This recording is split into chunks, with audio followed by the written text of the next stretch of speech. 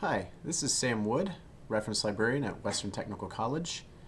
This tutorial is designed to help you get into a database called Academic Search Premier. It's a jack of all trades, master of none, so whatever you're doing, chances are good that you'll be able to find something of value in it. So, try to keep this brief.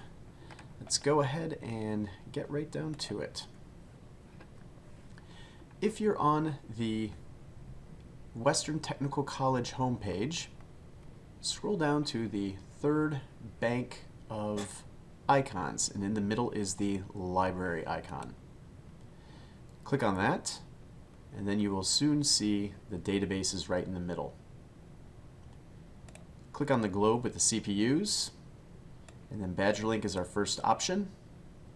If you are using your own computer, please note the instructions for how to access BadgerLink. If you're using a Western computer, if you click on it, it'll pass you straight through and you won't have to add your credentials. I'm going to force us to pretend like we're off campus. If you do that, you'll see a screen thusly. Choose your library or school. This is unintuitively La Crosse-Western Technical College. And your ID number is your ID number. They call it a library barcode, but it's your student ID. By clicking Login, we now see another list of databases. The very first one is Academic Search Premier. So after 5 clicks, we're finally in Academic Search Premier. You'll note that it does have a nice, slick, Google-like feature. Normally, we want to get away from that. Since this is just a basic search, this might seem a little counterintuitive, but we're actually going to want to use the advanced search. But for our purposes, click on Advanced Search. You'll now have 3 search boxes by which you can compartmentalize your concepts. And try to keep those ideas separate. For example, if we were looking up information about gun control, we could put gun control. And if we were curious about how it impacts crime, we could put crime. And in general, you do want to keep your search terms broad and basic. What this search has done is told us that there are about 1,300 articles in this database that have the words gun control and the word crime. It doesn't mean that these articles are about gun control or crime, it just means they have those words. If I found that 1,300 articles weren't enough, I would think of synonyms and separate them with the word or. So gun control, and you'll see in this case it does give me some options, but I can use my own words too. I could try gun control or gun laws or gun rights.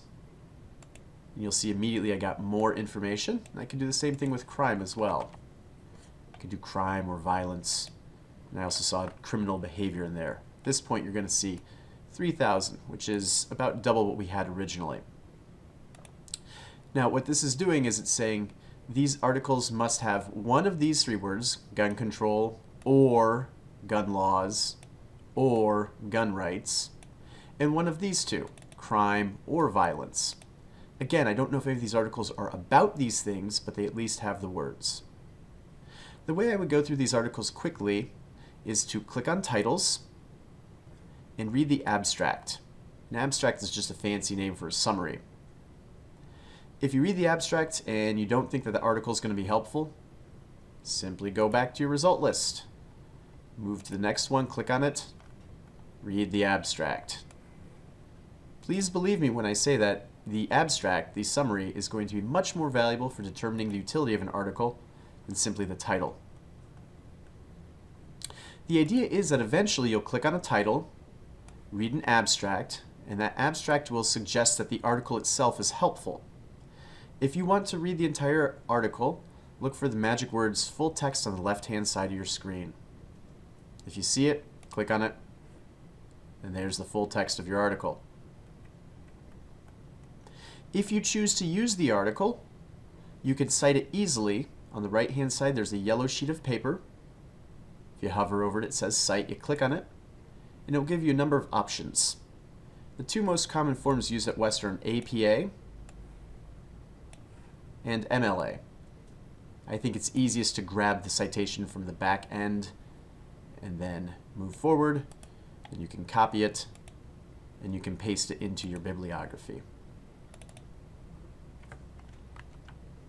Occasionally, you are going to find an abstract that you like, but there is no full text. If that happens, ask yourself the question, how soon do I need this information? If you have time to get that piece of information, we can get it for you through a service called Interlibrary Loan. Simply grab that citation as shown before, email it to me at woods@westerntc.edu. That's WOODS @westerntc.edu. If you email me the citation, I can try to find it for you or otherwise submit an interlibrary loan request. This does take anywhere from 2 days to 2 weeks to get the items. So if you ask yourself, how soon do I need this information? And the answer is I need it right away. Simply go back, and on the left-hand side of your search is a full text limiter. Checkmark that box. It's going to retain our exact same search terms, but it kicks out all the articles you can't get right away. You'll continue the same process, clicking on titles, reading abstracts. If you don't like it, move on to the next one. But at least in this case, since we had that full text limiter, if we do find an abstract we like, now we're guaranteed to have the full text. So that in a nutshell is a really easy way to get into a database that's going to help you. The main things to remember are, it does take 5 clicks to get in there, and make sure to use your advanced search so that way you can compartmentalize the specific concepts of your particular research topic. Think of synonyms, separate them with the word or, click on titles, read your abstracts. It's a quick and easy way to get started doing research. And if you have questions, don't hesitate to drop me an email or come find me up in the library.